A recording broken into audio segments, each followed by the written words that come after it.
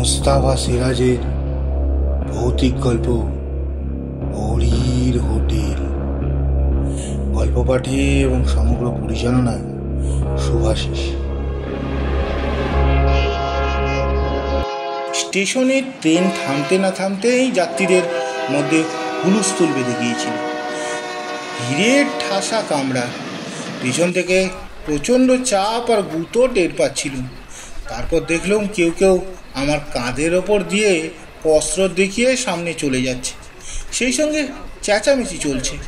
অবশেষে ঠেলা খেতে খেতে যখন প্ল্যাটফর্মে পড়লুম, তখন আমার ওপর দিয়ে অসংখ্য জুতো পরা পা ছুটে যাচ্ছে। আমি চেষ্টার পর উঠে গিয়ে দেখি অন্য সব কামরা থেকে পিলপিল করে মানুষ বেরিয়ে স্টেশনের গেটের দিকে ছুটে চলেছে। রাগ করে লাভ নেই, রাগ কার ওপরই বা করবো।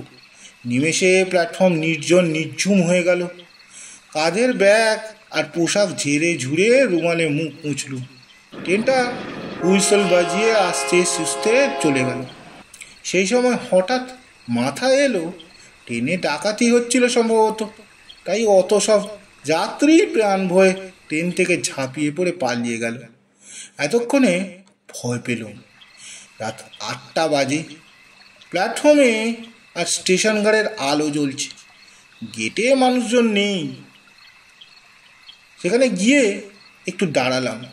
ডাকাতরা ট্রেন থেকে নেমে স্টেশন গার্ডে ঢুকে হামলা করছে কিনা দেখার জন্য উঁকি মারল। না, স্টেশন গার্ডে উর্দি পড়া একজন ভদ্রলোক চেয়ারে বসে বসে চিমুচ্ছে। তাকে বললুম, একটা কথা জিজ্ঞেস করতে পারি? তিনি চোখ না খুলেই বললেন, পারেন, তবে আপনার বড়াতে হরির হোটেল আছে। অবাক হয়ে বললুম, হরির হোটেল মানে? ওই তল্লাটে নতুন এসছেন, যাবেন কোথায়? কাঞ্চনপুর। সেখানে কার বাড়ি যাবেন? একটু বিরক্ত হয়ে বললুম, সেখানে আমার বন্ধুর বাড়ি। রেলকোট পরা ভদ্রলোক এবার চোখ তুলে একটু হেসে বললেন, আপনার বন্ধুকে আপনাকে এখানকার হাল হুদিস কিছু জানাননি দেখছি। তা কি আর করবেন, হরির হোটেল এখন আপনার ভবিতব্য। কথা না বাড়িয়ে বললুম, এতে টিকিট নেওয়ার লোকজন নেই। টিকিটটা নেবেন কি? টিকিট কেটেছেন? তাই তল্লাটে নতুন প্যাসেঞ্জার, টিকিট কাটবেন বই কি, ইচ্ছে হলে দিন, না হলে দেবেন না। বুঝলুম ভদ্রলোকই স্টেশন মাস্টার, মাথায় হয়তো ছিট আছে। যাত্রীর টিকিটটা ওর সামনে টেবিলে রেখে বললুম, আচ্ছা এবার বলুন তো, এইসব যাত্রী ট্রেন থেকে ওইভাবে মরিয়া হয়ে নেমে পালালো কেন? আর তো শনিবার, তার ট্রেন 4 ঘন্টা লেট। বুঝতে পারলুম না। বুঝতে পারবেন, গেট পেরিয়ে নিজের চত্বরে যান। গেট পেরিয়ে গিয়ে দেখি কয়েক ধাপ সিঁড়ির নিচে একটা খোলামেলা জায়গা, এক প্রান্তে কিছু দোকানপাট। অস্পষ্ট জ্যোৎস্নায় লক্ষ্য করলুম চত্বর একবারে জনহীন। সহকর্মী ও ঘনিষ্ঠ বন্ধু নির্মল বলে দিয়েছিল স্টেশন থেকে নামলেই বাস, সাইকেল রিক্সা বা এক্কা গাড়ির মতো কিছু একটা পেয়ে যাব। কিন্তু কোথায় তারা? একটা চায়ের দোকানে আলো জ্বলছিল, সেখানে গিয়ে বেঞ্চে বসে বললুম, পরের বাস কটায় দাদা? চাওলা আমার দিকে মুচকি হেসে বললেন, বাবু মশাইয়ের আশা হচ্ছে কোত্থেকে? কলকাতা। ঠিক ঠিক, যাওয়া হবে কোথায়? কাঞ্চনপুর। পরের বাস কখন আসবে? বাবু মশাই, এ রাত্রিরে আর বাস আসবে না, আসবে সে ভোরবেলা, কারণ রাত্রিরে তো স্টেশনে আর কোনো ট্রেন থামে না। সাইকেল রিক্সা বা এক্কা গাড়ি? চাওয়ালা হাসলো, আগে না, খামোকা কেন রাত্রির বেলায় ওরা আসবে? বাবুমশাই, আপনি বড় ভুল করেছেন। আসার সময় দেখেননি সোনাগড় জংশনে হঠাৎ ট্রেনের কামরায় বেজায় ভিড় হয়েছিল? মনে পড়ে গেল। বললুম, হ্যাঁ, তুমি ঠিক বলেছ, কামরাটা একবারে ফাঁকা ছিল। হঠাৎ জংশনে ভিড়ের চাপে কোণঠাসা হয়ে গিয়েছিল। ব্যাপারটা হলো, এই টয়লেটের অসংখ্য লোক সোনাগড়ে কলকারখানার চাকরি করে। তারা প্রতি শনিবার বাড়ি ফেরে, রোববারটা কাটিয়ে আবার সোমবার সোনাগড়ে যায়। আপনি যদি ট্রেন থেকে নেমে ওদের সঙ্গে দৌড়ে আসছেন তাহলে হয়তো বাস বা সাইকেল রিক্সা নয়তো এক্কা গাড়ি পেয়ে যেতেন। হ্যাঁ, সহজে পেতেন না, একটু কসরত করতে হতো, এই যা। এবার ব্যাপারটা বুঝতে পারলাম। নির্মলের ওপর রাগ হলো। এই ব্যাপারটা আমাকে তার খুলে বলা উচিত ছিল, কিন্তু রাগ করে তো আর লাভ নেই। তাছাড়া নির্মলের মেয়ের অন্নপ্রাশন কাল রোববার। আমি কবে যাব নির্দিষ্ট করে তাকে তো বলিনি, শুধু বলেছিলাম নিশ্চয়ই যাব, শনিবার পর্যন্ত অপেক্ষা করিস। বললুম, এক কাপ চায়ের ব্যবস্থা করা যায় না দাদা? চাওয়ালা গম্ভীর মুখে মাথা নাড়ল। না বাবু মশাই, উনুনে আমার রাতের রান্না শেষ করে জল ঢেলে দিস, চা করার কোনো উপায় নেই। আচ্ছা, এখানে হরির হোটেলটা কোথায়? লোকটা যেন চমকে উঠল। হরির হোটেল? হরির হোটেল? এর আগে কখনো হরির হোটেলে খেয়েছিলেন নাকি? না না, আমি এখানে প্রথম এসছি। হরির হোটেলের কথা স্টেশন মাস্টারের মুখেই শুনেছিলাম। ও, হরির হোটেলে যখন যাওয়ার ইচ্ছে হয়েছে চলে যান, তবে একটু দেখে শুনে যাবে বলে চাওয়ালা আমার মুখের সামনেই দোকানের ঝাঁপ ফেলে দিল। এখানে দেখছি সবাই অদ্ভুত, লোকজন অদ্ভুত। হরির হোটেলে যেতে দেখে শুনে যাব কেন, কিছু বোঝা গেল না। এতক্ষণে চাঁদ আরও উজ্জ্বল হয়েছে, সব দোকানপাট বন্ধ, শুধু শেষ দিকটায় আলো জ্বলছে। সেখানে গিয়ে দেখলুম একটা ঘর খোলা রয়েছে। দরজার পাশে টেবিলের সামনে একজন রোগাটে গড়নের কালো লোক বসে আছে। পরনের ধুতি আর আধখাটা ফতুয়া, ভেতরে লম্বা করে শাড়ি, ডেস্ক পাতা। দেখলেই বোঝা যায় এটা একটা হোটেল। এই তাহলে হরির হোটেল। লোকটি আমাকে দেখে কেমন সবিনয় করজোরে নমস্কার করল। আমিও নমস্কার করে বললুম, এটাই কি হরিবাবুর হোটেল? সে জিভ কেটে মাথা নেড়ে বলল, আজ্ঞে স্যার, দয়া করে আমাকে বাবু বলবেন না, আমি একজন সামান্য লোক।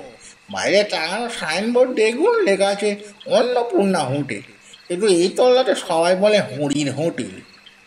ঠিক এই সময় আমার মনে পড়ে গেল আজ বেলা 11টায় খেয়েছি, তারপর টেনে বার তিনেক বিস্বাদ চা, আর একই সময় ভাত, ডাল, মাছের ঝোল মিশ্রিত লোভনীয় খাদ্যের তীব্র ঘ্রাণ আমার বাঙালি পেটে প্রচণ্ড ক্ষুধার উদ্রেক করল। শটান হোটেলে ঢুকে কাছের বেঞ্চে বসলুম, ব্যাগটা একপাশে রেখে বললুম, আমার খুব খিদে পেয়েছে, শিগগির ব্যবস্থা করুন হরিবাবু, ডাল ভাত যা হোক। হরি হাঁকল, খাদা খাদু, ঘুমালি নাকি? ভেতর থেকে ঢোলা হাফ প্যান্ট পরা একটা নাদুস নদুস গোলগাল গড়নের যুবক এসে একগাল হেসে বলল, তখন তোমাকে বলেছিলাম না হরিদা, দুমুঠো চাল বেশি করে নি, আর তরকারি তো আছে। হরি বলল, তাহলে স্যারকে একখানা পুরো মিল দে। কিছুক্ষণের মধ্যে গোগ্রাসে এক থালা ভাত, ডাল, তরকারি, মাছ পরম তৃপ্তিতে খেয়ে ঢেকুর উঠল। হাত মুখ ধুয়ে মুছে বললুম, অপূর্ব, খাসা আপনার হোটেলের রান্না, খেয়ে এমন তৃপ্তি জীবনে পাইনি। হরি বলল,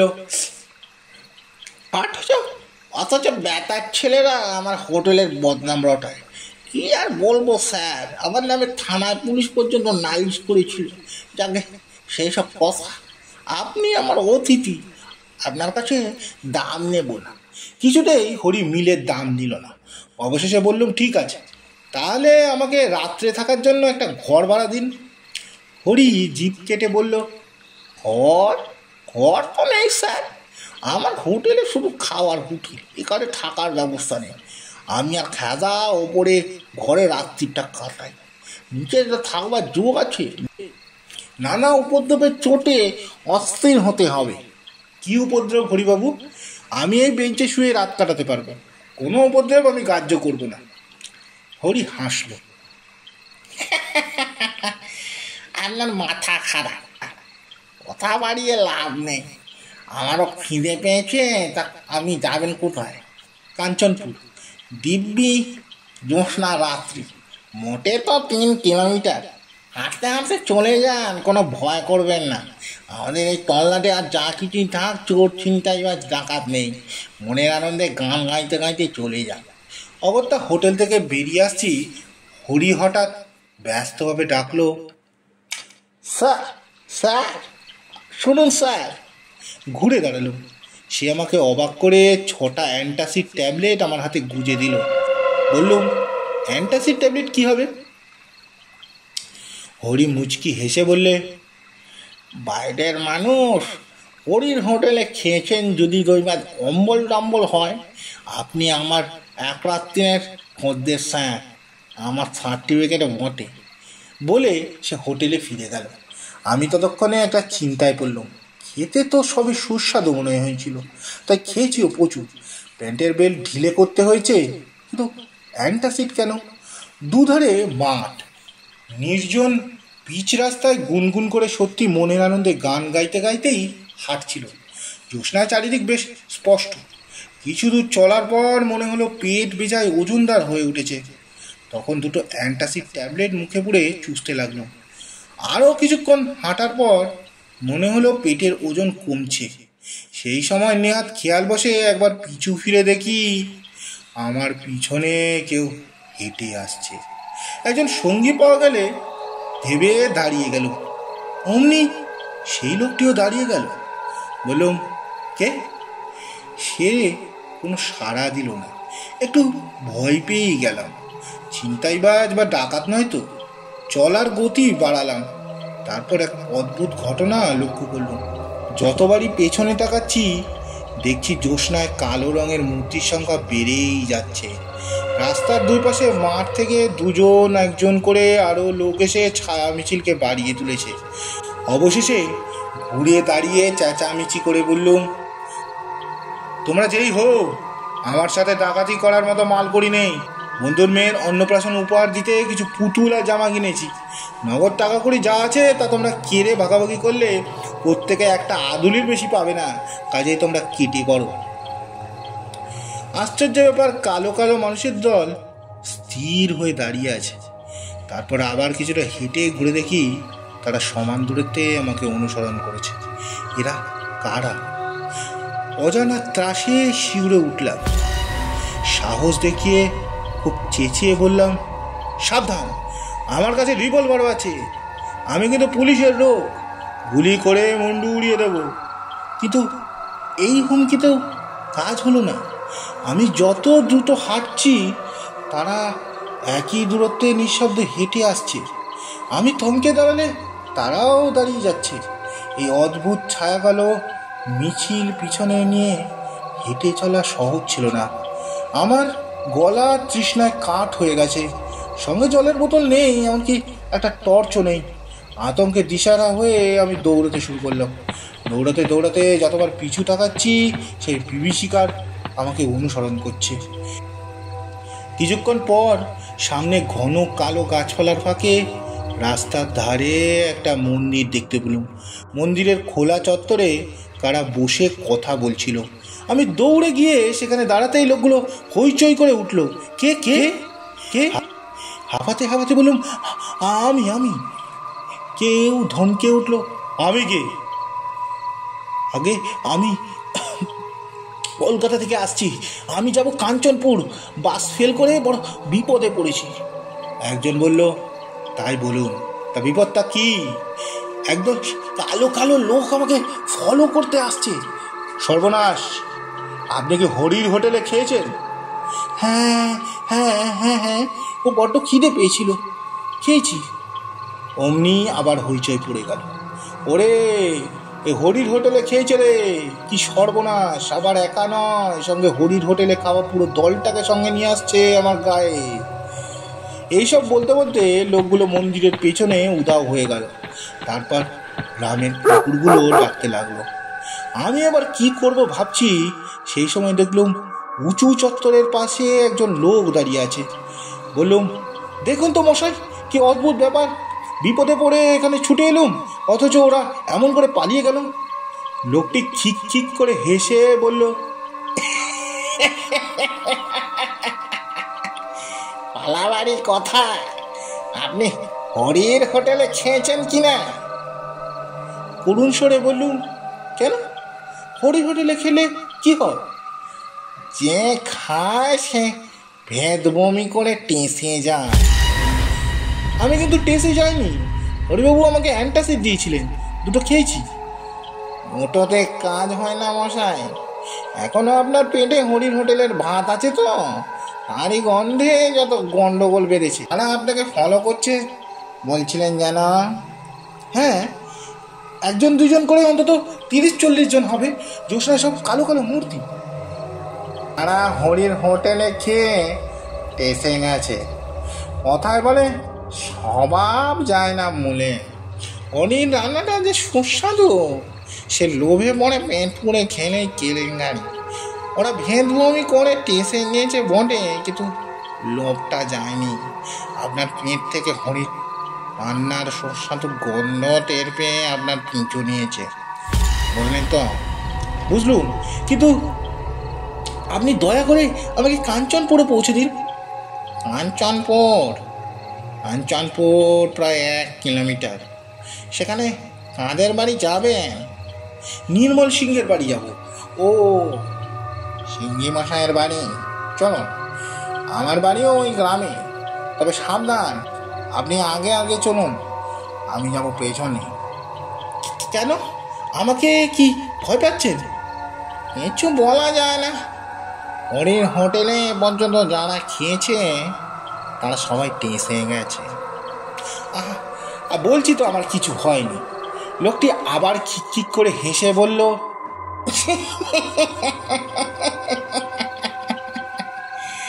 টাটকা টেসে যাওয়া বডি তো, তাই প্রথম প্রথম কিছু টের পাওয়া যায় না।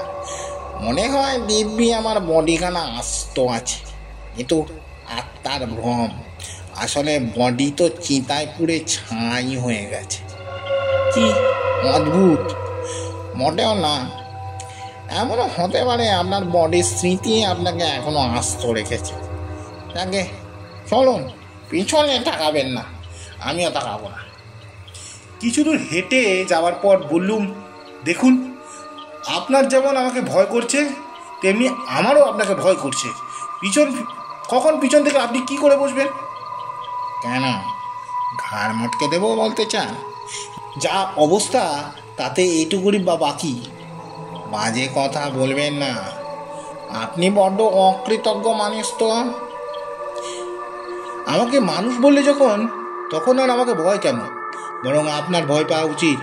যারা আমাকে ফলো করছে এসছিল তাদের। লোকটি থমকে দাঁড়াল। এই রে, একেবারে ভুলে গেছি, আমার যাওয়ার পাশ পকেটে টর্চ আছে। বের করা যাক, আগে আপনাকে টর্চের আলোয় দেখে নি, তারপরে এখন পিছনে ফলো করছে কিনা দেখে যাক। বলেই সে টর্চ জেলে আমাকে খুঁটিয়ে খুঁটিয়ে দেখল, তারপর ঘুরে পিছনের দিকে টর্চ ফেলল।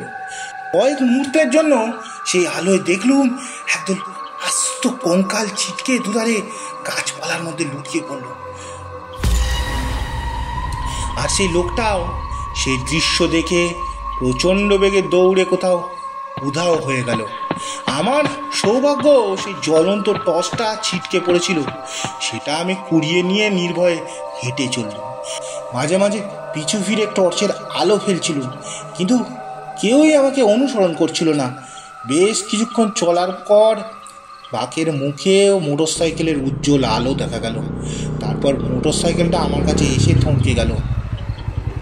যা ভেবেছিল এতক্ষণ পর্যন্ত অপেক্ষা করে হঠাৎ মনে পড়েই ছিল আজ তো শনিবার, উঠো কি অত ভিড়ের মধ্যে বাসে আসতে পারবে?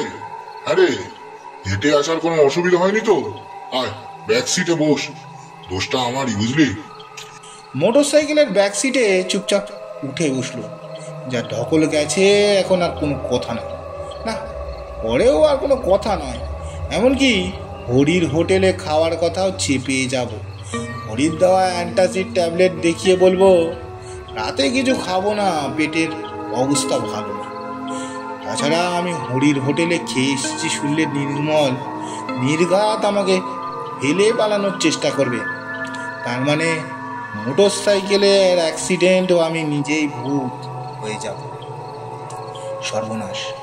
শুধু একটাই ভাবনা, হরির হোটেলের ভাত যতক্ষণ না হজম হচ্ছে ততক্ষণ কি নির্মলের বাড়ির আনাচে কানাচে সেই ছায়া কালো কালো মিছিলের মূর্তিগুলো গন্ধ শুকতে শুকতে ঘুরঘুর করে বেড়াবে?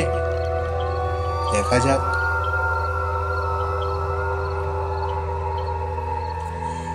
সমাপ্ত। গল্পটি আপনার কেমন লাগলো? গল্পটি ভালো লাগলে অবশ্যই লাইক, সাবস্ক্রাইব, কমেন্ট করতে ভুলবেন না।